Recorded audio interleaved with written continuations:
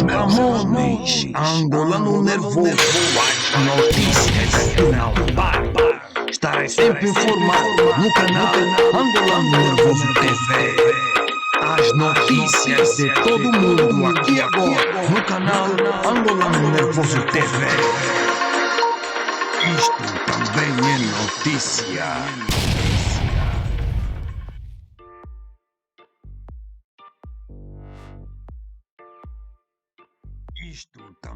De Luanda. Funcionava de frente à sede do MPLA na Vila Alice. Portanto, era ali onde está o Comitê Provincial do MPLA na Vila Alice, era ali que funcionava a direção central do MPLA antes das eleições. O MPLA era ali, a sua representação oficial em Luanda. Eleições que não virão a acontecer. Que não virão a acontecer. Mas estava a dizer que a uma determinada altura, Agostinho Neto chama-nos e só mais tarde viemos a saber que isso tinham sido instruções do Rosa Coutinho, como dizem, primo da Maria Eugênia Neto, que era parte integrante do processo de descolonização da Angola. Agostinho Neto diz: meus senhores, nós não vamos fazer eleições. A independência não se entrega, arranca-se. E nós temos que arrancar a independência. Aqui não haverá eleições. Primeiro, porque a independência não se entrega, arranca-se. E segundo, que se formos eleições, o MPLA perde. Quem está em condições de ganhar as eleições neste momento é a UNITA, dizia Agostinho Neto. Como? E explica. Veja bem, que se nós funcionarmos na base tribal, o MPLA só tem 3 províncias que falam Quimbundo, que é Luanda, Bengo, Malange e Kwanza Norte. A FENELA tem um bocado mais, que é o Bazacongo, Só e Uigi. As eleições iriam e vão ser ganhas pela UNITA, porque a UNITA tem o resto das províncias, na altura de distritos, que compõem Angola. Todos eles falam Ovimbundo, falam Umbundo, e se houver eleições, a UNITA ganha esmagadoramente. Por isso, vamos utilizar o plano A. Fazermos confusão e corrermos com esses lacaios daqui. Então foi pela primeira vez que eu ouvi o termo lacaio. E agentes do imperialismo, porque a nossa opção é socialista e comunista e temos que correr com esses homens. Nós éramos jovens, mais militares do que políticos, só agora que eu fiz cursos e me inteirei de outras nuances da política do MPLA, nós aceitamos que íamos fazer. E então começam as provocações. E antes das provocações, eu próprio fiz parte ao grupo que foi receber as primeiras armas vindas da Roménia e talvez da Checoslováquia, uma coisa assim parecida, que vieram num barco sob a bandeira da Guiné-Conakry, ali onde estava o Sékou Touré. Esse barco, eu tenho os apontamentos lá no meu diário, atracou nas Palmeirinhas quem vai lá no Benfica, e dali à noitinha fomos transportando as armas para os bairros e distribuímos no Rangel, Sambizanga, Kazenga, Golfe, ali por diante. Pois que quando as provocações começam, não foi diretamente com a UNITA, porque a UNITA podia ser poupada. Mas o maior problema era da FENELA. Primeiro porque eles tinham notado, os dirigentes mais posicionados. Eu era do intermédio, então tínhamos a direção, eu estava no intermédio, depois tínhamos as bases.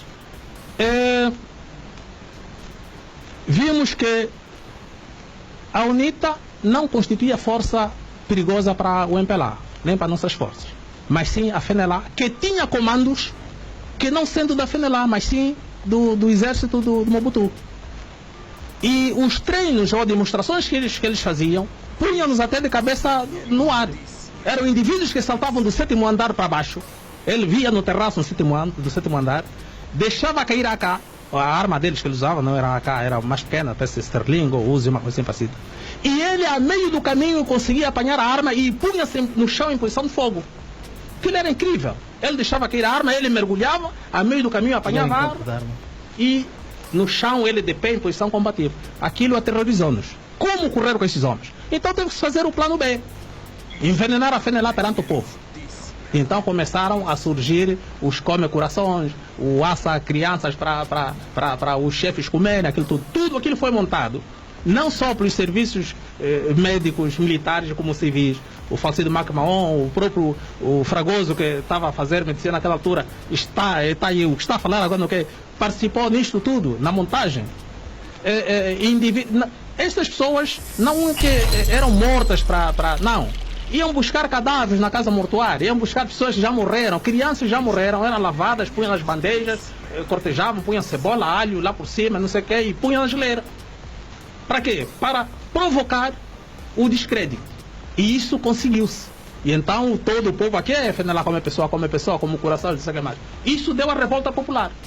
Porque se fosse mesmo só armas com armas, nós não aguentaríamos o ELNA da FNLA. Bem, há este fator, e o outro fator é a surpresa e o desconhecimento da cidade de Luanda. O comando geral deles, do ELNA, da FNLA, era ali na direita, no Kazenga, no tanque do Kazenga. Aquelas instalações, na altura colonial, era uma empresa de muito peso, e então aquilo serviu para o comando deles. Quando começamos a desbaratar esses indivíduos, ao entrar no Kazenga, eram mulheres que os matavam.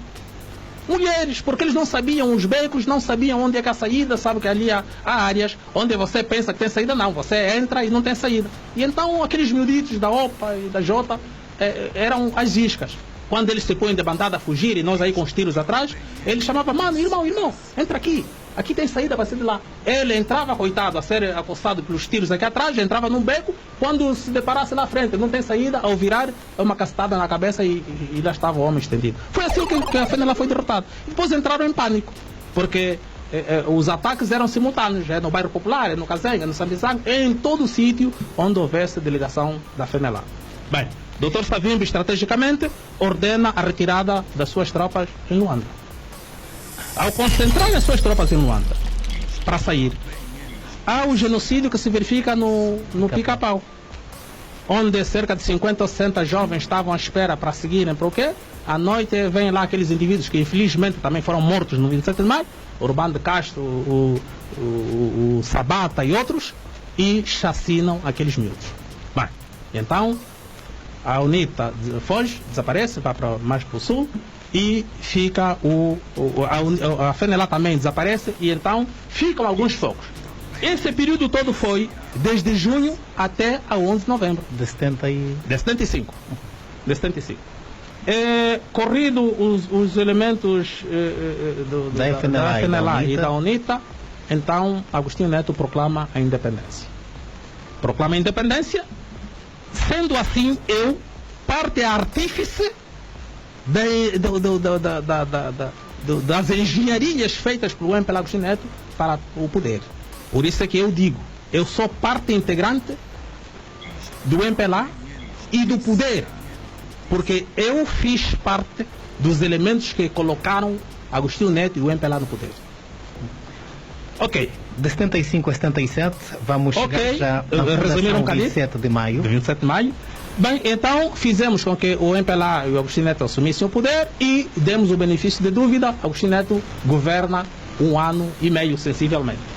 Mas durante esse governo do MPLA... Mas essa perspectiva é que o senhor Coutinho, que ele diz ao Dr. Agostinho Neto e ao MPLA de que a independência não se dá, mas sim arranca-se, desta forma devia-se escorraçar a UNITA e a FNLA de Luanda. Como é que o Dr. Agostinho Neto geriu esta... Não, porque geriu não só este fator das forças portuguesas.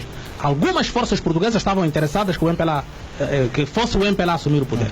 Mas o maior problema não foi só das forças portuguesas, foi de temer as eleições. Temeu as eleições, quer dizer, se houvesse eleições a UNITA ganhava, como eu já disse. Então, para que não ganhasse, tinha que haver confusão. Portanto, Agostinho Neto aderiu imediatamente àquele pensamento, tendo em conta a perca das eleições que se avizinhavam. Bem, Agostinho Neto está no poder e então forma o primeiro governo, que é aquilo que a gente já sabemos. O ministro da Defesa é branco, o chefe da Segurança é branco, e ali surge aquilo que o Nito, que as pessoas alcunham o Nito Alves de que era racista. Não era racista coisa nenhuma. Ele disse coisas que eram verídicas, que hoje estão aí à vista. Qualquer das maneiras, os comandantes do MPLA e concomitantemente alguns membros do Bureau Político do Comitê Central viam e percebiam que o que nós tínhamos programado para a independência não é o que estava a acontecer. Esses comandantes, esses dirigentes políticos do MPLA viram que Agostinho Neto estava a se desviar da linha traçada para a independência total e completa que nós advogávamos. Esses comandantes viram que Agostinho Neto, inclusive, já estava a atrair os guerrilheiros que tinham morrido pela independência e outros tantos que tinham vindo e estavam a ser subalternizados. Onde é que estavam os desvios? Os desvios estavam na opção política, que nós não estávamos a ver comunismo nem socialismo, não sabíamos o que é isso, nós só queríamos um governo que nos desse liberdade total e completa, onde a educação fosse para todos, saúde, justiça e tudo, e acima de tudo, o que Agostinho Neto dizia, é o pão para todos. Esta Angola vai ser para todos nós.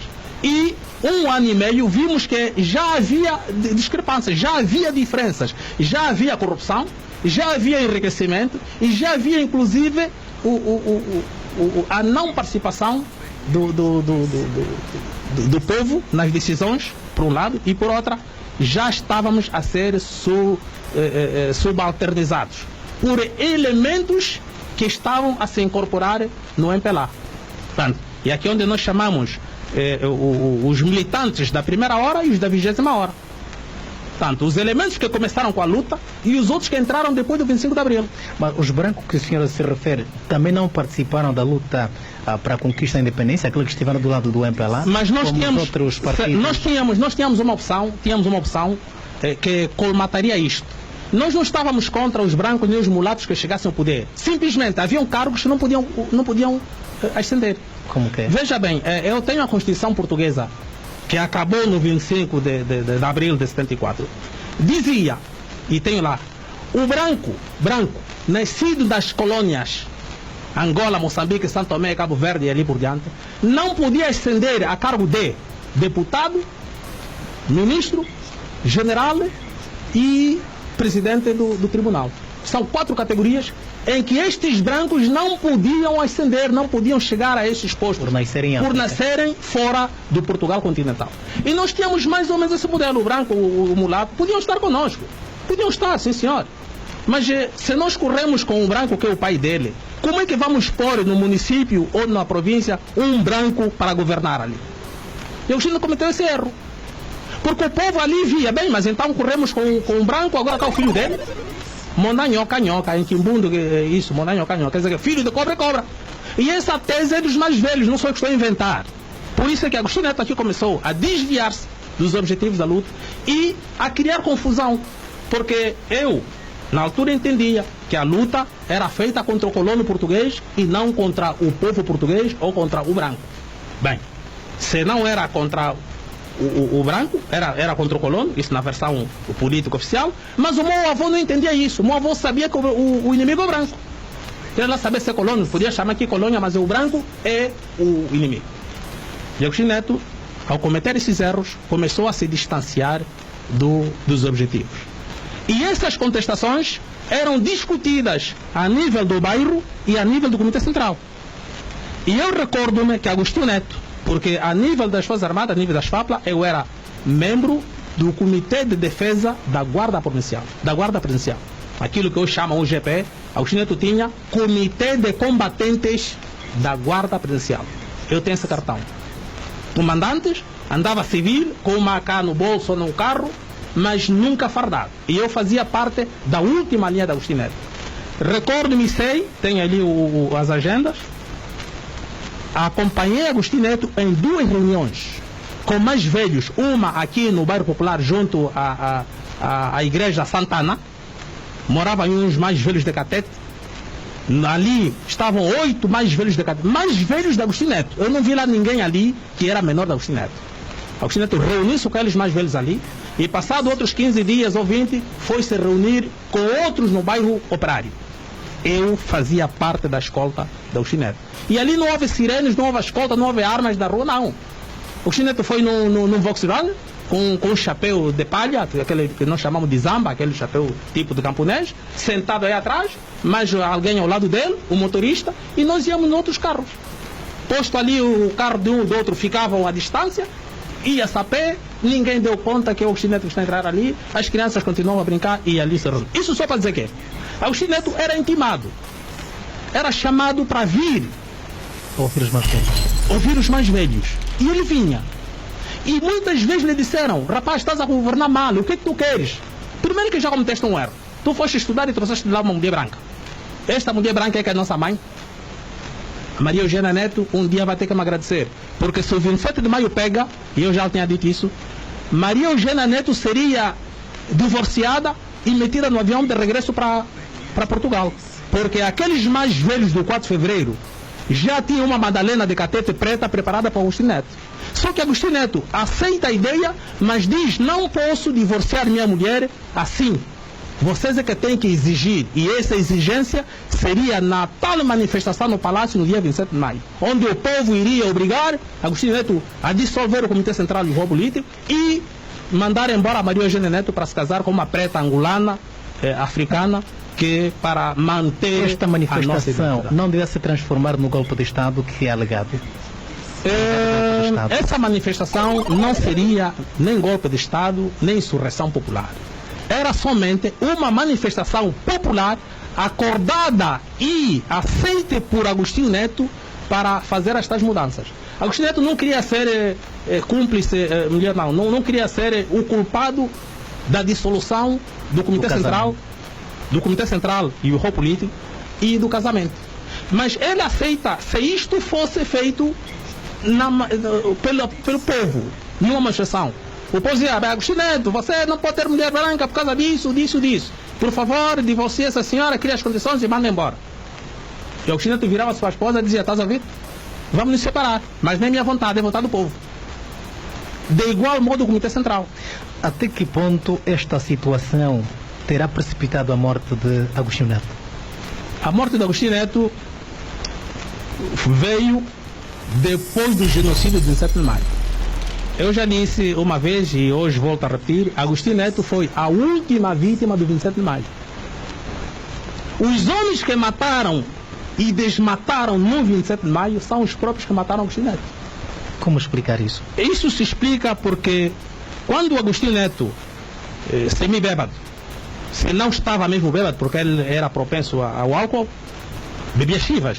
E eu acompanho muitas vezes garrafa de uísque aí na secretária beber, a escrever. As pessoas talvez não convinha levar. Não, mas muita gente sabe. Não há nenhum elemento de birro político no texto do MPLA que não sabe que o Agostinho Neto era propenso ao álcool, que bebia uísque. E até às vezes, como não vi, mas consta que às vezes até mijava-se na cadeira, quando estivesse aí já perguntava assim. Mas então, quando Agostinho Neto decreta a morte aos fraccionistas, sem perdão, sem julgamento e sem perca de tempo, os oportunistas, os elementos que não vinham de bom agrado, estes comandantes que saíam no seio do MPLA, viram nele a oportunidade para silenciar e exterminar esses homens. Então temos ali o comandante Nito Alves, o Monstro Imortal, o Sihanouk, o Bakalov, enfim, tantos outros. Comandantes de verdade, militantes acérrimos do MPLA, foram mortos. Agostinho Neto vai numa reunião da OA e ali o senhor, na altura presidente do Senegal, Agostinho Neto, com aquela fisiologia dele, porque estudou em Portugal, é menino de Coimbra, veio lá do quê? A falar em democracia e liberdades, calaram-lhe a boca. Agostinho Neto a falar em liberdade e democracia onde? Em Angola. Senhor segura no envelope e entrega-lhe mais de 50 e tal fotografias do genocídio do 27 de maio. Agostinho Neto olhou e disse: mas isso é o quê? Isso é o que está acontecendo no teu país. Estes cadáveres, esses buracos, esses tratores a passar por cima do que essas pessoas arderem, é no teu país. Agostinho Neto abandonou a reunião. Se estou a mentir, há aí elementos do MPLA que podem confirmar isso. O próprio Dino Matroz, o presidente Zé Eduardo Sá sabe disso, e outros tantos, um Vunda e outros que ainda estão vivos. Agostinho Neto posto aqui em Angola, inteirou-se de facto o que estava a acontecer e no dia seguinte dissolve a DISA. Está a querer dizer que quando isso ocorre ele não sabia? Ele sabia, mas não na dimensão em que estava a ocorrer. Ele sabia que havia mortes, porque ele até no seu discurso diz: todos os dias recebo cartas, recebo recados a dizer que o meu filho foi preso, o meu filho morreu, o meu tio, o meu cunhado. E ele diz: bem, então vamos ter que parar com isso. Porque o responsável sou eu. Recebo carta todos os dias que morre gente. Mas então vamos parar com isso. Como eu já mandei parar e a DISA não quer parar, então dissolvi a DISA. E vou proceder prisões de elementos que excederam. É ali onde surge a morte de Agostinho Neto. Agostinho Neto consta, e isso também por traição da própria Maria Eugênia Neto, Agostinho Neto numa tarde, numa noite, no palácio, está a fazer a lista dos possíveis elementos que iriam na cadeia. Lúcio Lara, Onambe, Ico, Ludwig Sassunda, Pedale, enfim, essa gente toda. No entanto, enquanto eles faziam a relação dos nomes, bebia. Às tantas ficou assim, semi-adormecido. E consta que a cunhada Maria Eugênia Neto vem, puxa o papelito e vê indivíduos a deter amanhã e vê aqueles nomes. Consta que ela, Maria Eugênia Neto, liga para o Ico, liga para aquela gente toda e diz: olha, o que vai acontecer isso, venham. E derrompante, aquela gente toda entra no palácio e acorda o Agostinho. O que é que se passa? Por quê? Mas o que é que se passa? O que é que se passa? Ele também apanhado de surpresa. O que é que se passa? O que é que se passa? Não, mas afinal o que é? Bem, o que se seguiu depois daquilo já ninguém sabe. O que se sabe é que Agostinho Neto depois ficou doente. Ficou doente ao ponto de morrer em Moscovo, nas circunstâncias em que morreu, com uma explosão interna. Agostinho Neto explodiu por dentro. Todas as vísceras ficaram desfeitas. Todos os órgãos internos ficaram em papa. Sabe-se que o Dr. Agostinho Neto morreu em 1969. Sabe-se o período que ficou incomodado? Menos de um mês. Menos de um mês. O Agostinho Neto não ficou doente muito tempo. Ele era médico e tinha um assistente. Então foi-lhe injetado um veneno de explosão rápida. Quer dizer que ele não iria sentir nada durante os efeitos do veneno. E quando ele sentisse, já estava morto. Porque ele saiu daqui já... Só restam-nos 11 minutos. Se é possível, vamos aflorar um pouco a questão que tem a ver com a união de tendência e também o COEMA em 10 minutos. Fim o 27 de maio, 27 de maio levou as mortes que levaram, embora haja a contradição. Há aí um ex-deputado do MPLA, quando eu falei em 80 mil, ele escreveu e enviou um recado a dizer: não, Silva Mateus está a exagerar, não são 80 mil, são só 30. Quer dizer que só 30 mil é pouca gente. Tanto, o balanço anda entre os 30 para o governo MPLA, outras comunidades internacionais falam 60 e nós vamos por 80. Qualquer das maneiras, durante aquele tempo de partido único, nenhum fracionista, nenhum elemento, nós que temos sobrevivido ao massacre do 7 de maio, pôde abrir a boca para dizer nada. Dá-se, entanto, o multipadarismo, a mudança e surgem os partidos. Eu fiz parte da criação do PRD, porque o PRD foi fundado e criado por sobreviventes do 27 de maio, só que cometemos o erro de meter o Luís do Espaço à frente daquilo, que não tinha experiência política nem militar, porque tinha ingressado nas Forças Armadas depois do 25 de abril, portanto não tinha muita experiência, e deu pelo que deu, o PRD foi à vida. No entanto, criamos a Fundação 27 de Maio como símbolo da existência do fraccionismo. O 27 de maio está imortalizado pela criação da Fundação 27 de Maio, que há coisa de 10, 15 anos tem estado a debater, escrevendo, pedindo audiências, encontros com os membros da direção central do MPLA. Coisa essa que nunca houve nem resultado, nem um apelo do lado deles. A única coisa que fizeram foi quando nós queríamos fazer uma manifestação gigantesca, eles fizeram uma declaração a pedir calma, tolerância, que vinha resolver o problema. Passado mais 5 anos não resolveram, queríamos sair através da rua, isso em 2012, e novamente fizeram aquela declaração a dizer sim, nós tínhamos razão, mas tenham calma, vamos resolver, e não resolveram. Conclusão, o 27 de maio está imortalizado pela criação da Fundação e nós vamos fazer o que nos compete. Há algumas famílias das vítimas do 27 de maio que se revêem nesta Fundação? A maioria estão sim inscritos, são filiados. são filiados. E não só, agora temos também os filiados por aderência, por simpatia. Quer dizer, que leram e viram o perfil e as causas e motivos do 7 de maio e aderem okay. Nós temos sócios merimentos. Bem, não obstante a isso, questão do 7 de maio, a fundação do 7 de maio. Sim. Agora temos um outro dado que é político do meu lado. Quando eu apareci para reivindicar o meu lugar no MPLA, não houve resposta. Escrevi N de cartas para o Comitê Central, para o Birro Político, inclusive da reivindicação. A reivindicação é de que nós, inclusive eu, que na altura do 27 de maio era membro da Comissão Diretiva Provincial de Luanda, que era hoje, ou que é como hoje, o Comitê Provincial. Ok. Então, e dentro deste eu era membro do DOME, do Departamento de Organização de Massas. Os comícios feitos em Luanda, Malange e em Kisama foram coordenados. Um dia vou trazer fotografias. Aliás, estamos a fazer agora o documentário de tudo isto, onde vão aparecer as fotografias. Não há nenhum dirigente do MPLA que subisse na tribuna para falar se não tivesse o meu aval. Porque eu era já naquela altura ativista político credenciado e concurso feito de ativista político. Remindo o tempo, pois. Ok. E então... Qual a condição que o senhor pediu para ser reintegrado à direção do MPLA? Primeiro é que eu digo que sou militante do MPLA. Não, você foi expulso. E eu retorno dizendo que não fui expulso porque nunca houve um processo contra mim. O processo de inquérito que houve antes do 27 de maio foi contra Nito Alves, Evanduni e alguns dirigentes, que culminou com a expulsão desses elementos do Comitê Central do Birro Político. Mas nenhum elemento de base ou do intermédio estava arrastado neste processo. Conclusão, depois dos massacres das mortes, fomos atirados para o lixo e outros próprios se auto-afastaram devido às serviços que nós tínhamos que. Eu não me conformei com isto e disse que era militante do MPLA.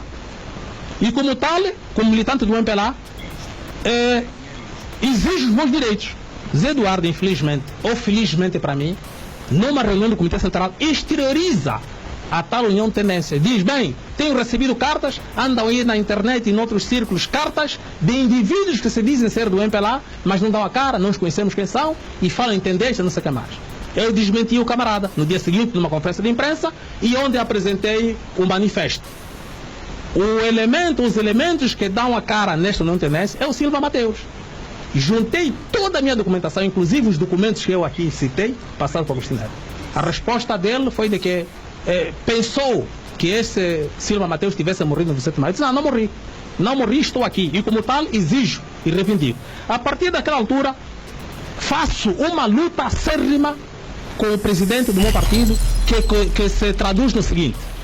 O estatuto do partido, do meu partido, o MPLA, diz que qualquer militante, desde que se sinta capacitado e queira, pode concorrer a todos os lugares, inclusive de presidente do MPLA. Eu sinto-me capacitado, conheço o historial do MPLA do que muitos que estão aí hoje no Birro Político do Comitê Central para poder liderar o MPLA. Só que eles dizem, a tendência presencialista diz não, Zé Eduardo é candidato único e candidato natural. Eu me oponho veementemente a isto. Porque num partido onde há 4.800.000 militantes, não pode um só ser candidato único, porque não só viola o Estatuto e a Constituição, mas como também põe-nos na falta de democracia interna. O senhor não constitui perigo para o MPLA? Eu não constituo perigo para o MPLA, pelo contrário, constituo, diríamos, uma voz credível e persuasora. Tendo em conta a sua posição crítica ao próprio MPLA? Sou crítico construtivo. A minha crítica é construtiva no sentido de, agora como união de tendência, eu fiz chegar ao Zé Eduardo Santos um dossiê, que até exteriorizei isso nos órgãos de comunicação social, um dossiê onde nós punhamos uma acomodação política, jurídica, econômica que é do Zé Eduardo, se deixasse o poder. E o Zé Eduardo, presidente do MPLA, continua casmurro aí agarrado ao MPLA e à República. Perdeu uma grande oportunidade de sair pela porta da frente quando morreu Savimbi. Quando morreu Savimbi, um mês ou dois depois, Eduardo devia arrumar as malas e entregar o poder aos mais jovens, porque a parte que lhe competia estava feita. Estava feita, tinha conseguido a paz.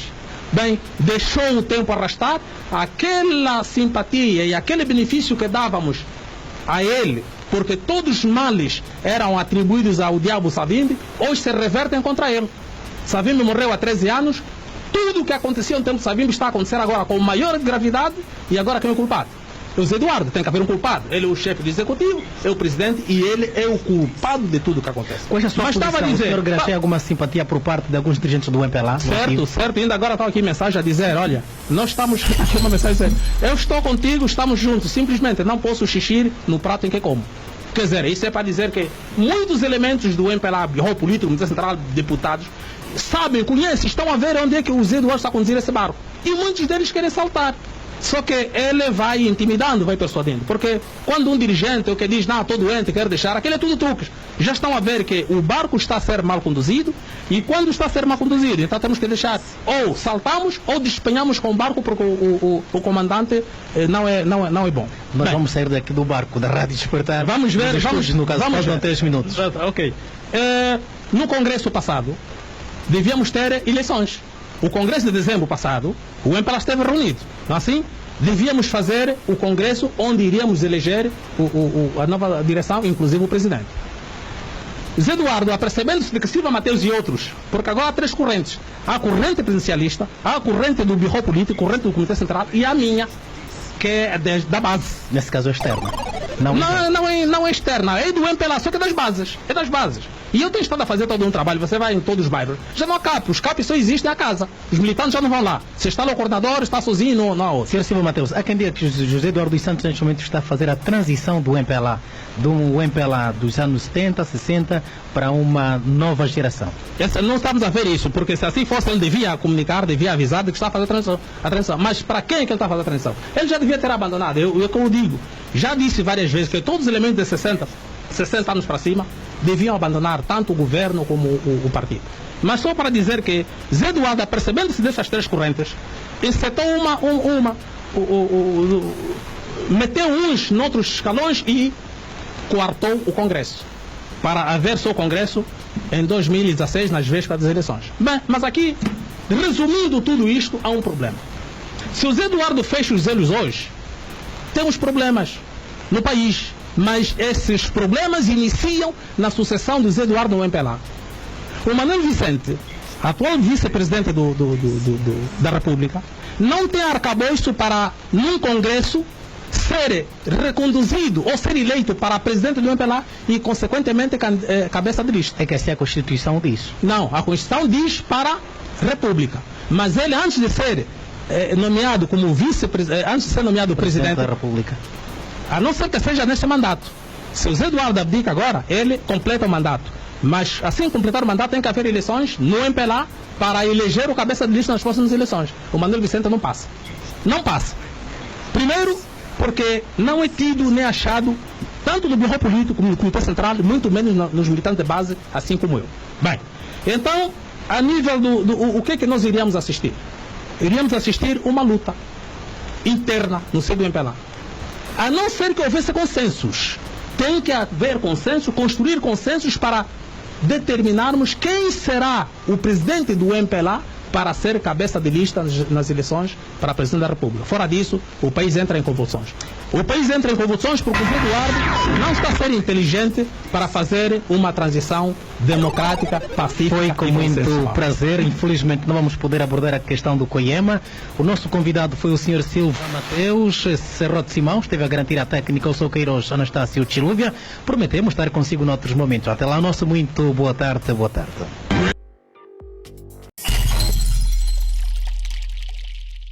Pois é, pessoal, chegamos ao fim, mas não te esqueças, se você gostou do vídeo, espalhe o mesmo vídeo na sua rede de WhatsApp e todas as redes sociais para os teus amigos e familiares estarem também informados.